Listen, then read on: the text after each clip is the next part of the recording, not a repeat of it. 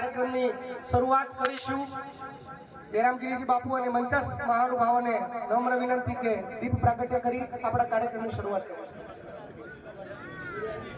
ગિરીશભાઈ સાહેબ, ચંદ્રકાંત સાહેબ અને જેપ ડોક્ટર જેપ ચૌધરી સાહેબ, ભુવાજી વિક્રમભાઈ અને દાતાશ્રી